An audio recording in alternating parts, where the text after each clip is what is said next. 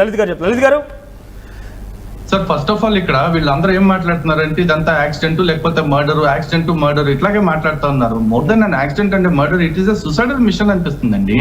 ఎందుకంటే మీరు కొత్త డౌట్ తీసుకురాకండి ఇక్కడ, మీరు మళ్ళీ ఇంకో కొత్త డౌట్ తీసుకురాకండి.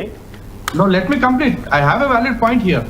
చెప్పండి. అక్కడ ఇంటికాడ బయలుదేరిన కాడి నుంచి చనిపోవటానికి కాస్త ముందు దాకా కూడా ఆయన విపరీతంగా తాగుతూ వెళ్ళాడు. అంటే ఆయన ఎంత ఫ్రస్ట్రేషన్ లో ఉండుంటే బైక్ పైన బయలుదేరటానికి కారులో వెళ్లకుండా బైక్ పైన బయలుదేరతాడు. ఆ బయలుదేరే క్రమంలో అంత తాగుతూ ఎందుకు వెళ్తా ఉంటాడు?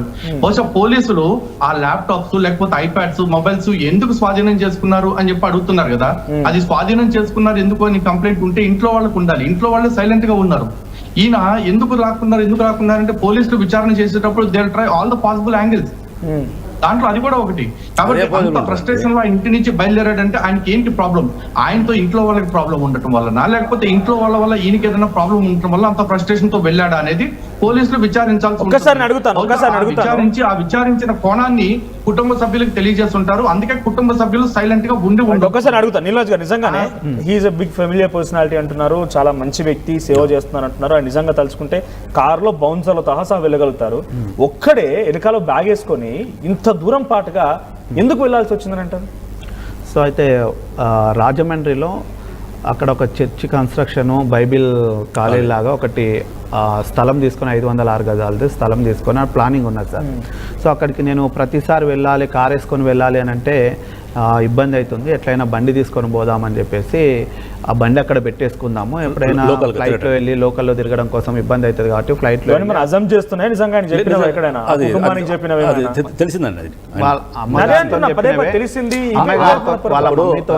మాట్లాడినవే. రాజమండ్రిలో రామ్మోహన్ అని ప్రవీణ్తో కలిసి పనిచేసే అబ్బాయి ఉంటాడు. సో ఆ అబ్బాయి చెప్పాడు ఈ విషయాలన్నీ. అన్న ఇక్కడ కన్స్ట్రక్షన్ అవుతుంది కాబట్టి, అన్న ప్రతిసారి వచ్చి లోకల్లో తిరగడానికి ఇబ్బంది అవుతుంది కాబట్టి ఓ బండి తెచ్చుకుంటాను ఎప్పటి నుంచి అన్నాడు. బహుశా అట్లా తెచ్చుకుని ఉండొచ్చు అని చెప్పాడు. మరి ఇంకేం తెచ్చుకున్నా అంటే ఆయన వెళ్తున్న వ్యక్తి ఆయనే కదా, మరి ఆయన కాదే కానీ ఎట్లా చెప్తున్నా? ఇప్పుడు మేము ఎట్లేమంటున్నాం అంటే తెచ్చుకుంటానని చెప్పి రామ్మోహన్ చెప్పారా? మీరే ఎప్పుడు అనేది మేము చెప్పేది. ఎప్పుడు వచ్చాడు, ఎప్పుడు బయలుదేరాడు, ఎక్కడ దాకా వచ్చాడు, మీటింగ్ ఉందని చెప్పేసి వెళ్ళిండు. వెళ్ళాల్సింది 25 తారీఖు నాడు. కానీ 24 ఎందుకు వెళ్ళిండు అని అంటే వాళ్ళ అమ్మగారు చెప్తున్న విషయం ఏంటంటే కొవ్వూరు నుంచి ఒక వ్యక్తి మాత్రం ఫోన్ చేశారు. ఇది ఇప్పటి వరకు ఎవరు కూడా బయట పెట్టారు. 24 తారీఖు నాడు ఆయనకు ఎవరు ఫోన్ చేశారు, ఎందుకు ఫోన్ చేశారు, చిరాగ్గా అన్న నీ ఫోటో వేసానన్నా మీరు రావాలన్నా అని సడన్గా చెప్తే, ఏం తమ్ముడు నువ్వు సడన్గా ఇట్లా చెప్తే నేను ఎట్లా రావాలి అని అంటే, అన్న మీరు ఎట్లయినా వస్తారేమో అనుకుంటున్నా, పరువు పోతుందన్నా, రండి అన్న, ప్రేయర్ మీటింగ్ అన్న, ఒక గంట సేపే అన్న అని అంటే, ఆయన మీరు ఎట్లా వస్తారు, బస్సులో వస్తారా, కార్లో వస్తారా, ఫ్లైట్లో వస్తారా, కార్ పెట్టమంటారా, నేను ఎట్లా అట్లా వస్తాను, నీకు ఎందుకు, నేను రావడం ముఖ్యం కదా అన్నాడంట. ఇక ఎవరినైనా అని వాళ్ళ అమ్మ మాట్లాడితే, ఏదో అమ్మ కొవ్వూరు అని అంటారు, అక్కడ మీటింగ్ ఉంది రా అని చెప్పేసి ఒకటే గోల చేస్తుండు, ఫోటో వేసానని అంటున్నారు అని అంతవరకు చెప్పాడంట. చూసిన ఆయన మరి నువ్వు జాగ్రత్తగా వెళ్ళు అని వాళ్ళ అమ్మ చెప్పిందంట. అంతే. ఈ రోజు వరకు కుటుంబంలో మన లలిత్ గారు అంటున్నారు కదా, ఏమన్నా డిప్రెషన్లోకి వెళ్ళిరా, ఇంకోటి అప్పులు లేవు, సమస్యలు లేవు, భార్యాభర్తలు ఈ రోజు వరకు అంటే మార్చి 20 వరకు కూడా వాళ్ళు చిలుక గోరింకల్లాగా ఈ రోజు పెళ్ళైన వాటి. ఎన్నిసార్లు కలిసారు పెళ్ళైన తర్వాత? నేనా? నా పెళ్ళైన తర్వాత అంటే పెళ్ళైన తర్వాత, లేకపోతే మీరు మీ పరిచయం నుంచి దూరం అయిన తర్వాత, మీరు కలిసి ఉండడం వదిలిపెట్టి వెళ్ళిన తర్వాత? అన్నని ఇప్పటి వరకు నేను కొన్ని 100 సార్లు కలవచ్చు. ఈ రూమ్ లో నుంచి వెళ్ళిపోయిన తర్వాత ఒక 50-60 సార్లు కలిసి ఉండొచ్చు. ఓకే. రీసెంట్ డేస్ లో, ఈ 1 ఇయర్ లో, 1.5 2 years లో 2 months, లాస్ట్ 6 months బ్యాక్ కలిసాము. తర్వాత అక్టోబర్ 24కి మాట్లాడిండు నాతో, గంట సేపు మాట్లాడిండు. ఎట్లున్నారు? అక్టోబర్ 28కి, long back, almost 6 months back. అంటే ఆయన మరణించగానే అది మళ్ళీ ఫిబ్రవరిలో కూడా మొన్న చాటింగ్ చేసినుండే అన్న. క్రిస్మస్ కి కూడా మెసేజ్ పెట్టడం, అంటే బిజీగా ఉంటాడు కాబట్టి అన్నని డిస్టర్బ్ చేయదలుచుకోలేదు మేము. అంటే ఎప్పుడు రేర్ గా కలిసేవారు మీరు, రెగ్యులర్ గా అయితే కాదు. అన్న రెగ్యులర్ గా టీవీలో కనిపిస్తుంది కాబట్టి మాకు ఆయన లలిత్ కుమార్ గారు ఆరోపిస్తున్నట్టుగా ఏదైనా జరిగితే జరిగి ఉండొచ్చు, ఏం లేవు. మనోజ్ గారు, లలిత్ గారు నేను ఆరోపించడం కాదండి, నా అనుమానాన్ని నేను వ్యక్తం చేస్తా ఉన్నాయి. జస్ట్ లైక్ వీళ్ళు ఎట్లా మీడియా ట్రయల్స్ చేస్తున్నారు, ఆ బేస్డ్ ఆన్ ది మీడియా నేను కూడా ఆ ట్రయల్స్ నా ట్రయల్స్ నేను చెప్తున్నాను. అండ్ ఇంకోటి ఏంటంటే ప్రవీణ్ పగడాల గారు అంత శుద్ధపోసేం కాదండి. హిందూ గ్రంథాల గురించి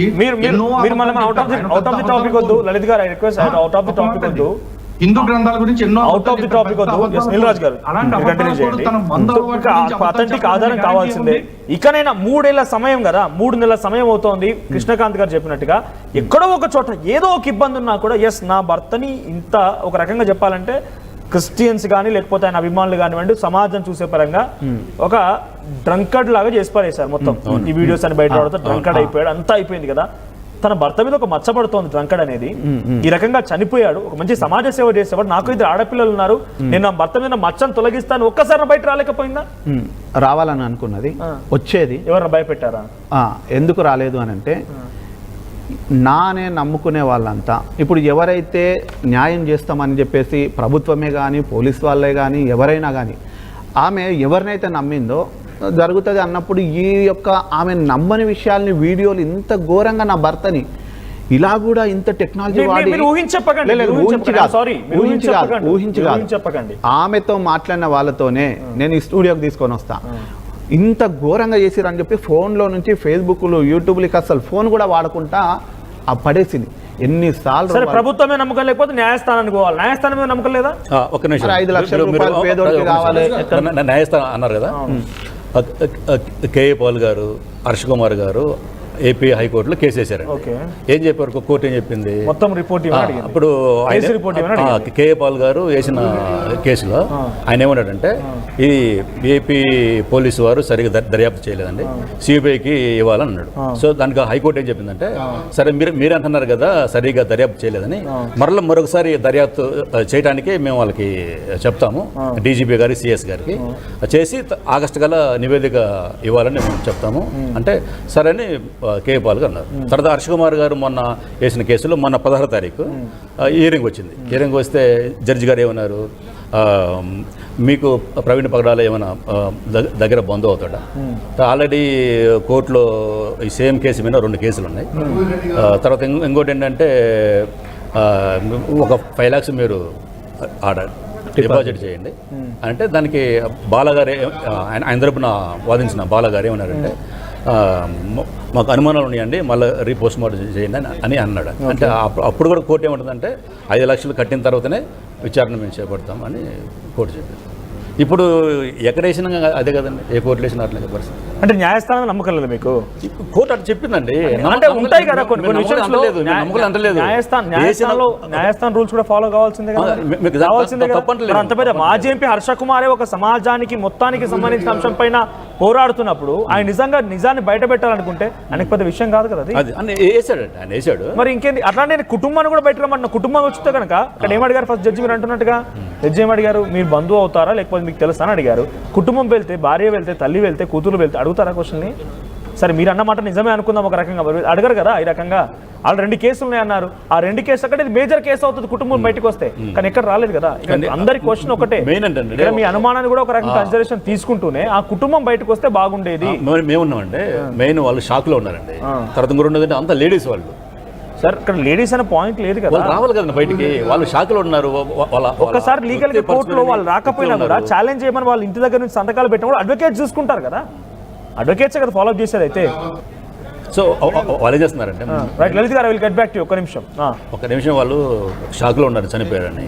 తర్వాత ఇంకోటి ఏంటంటే వాళ్ళు లేడీస్ అయ్యారు, బయటకు వచ్చి ఏం చేయలేని స్థితిలో ఇప్పటికే కొన్ని కాల్స్ మీ పాప ఎక్కడ చదువుకుంటుంది, మీ పాప ఏ స్కూల్లో ఫోన్ చేసిన వ్యక్తులు ఫోన్లు చేసి అన్నోన్ మీరు పక్కా పెట్టాల్సింది. ఎందుకంటే ఎవరైనా తప్పు చేస్తున్నట్టే. మీ పాప ఎక్కడ చదువుకుంటుంది, వాడికి సంబంధం అవన్నీ వస్తున్నాయండి, భయపడుతున్నారు. ఎవరు చేస్తున్నారు తెలియదు, వాళ్ళు చెప్పలేరు కదా.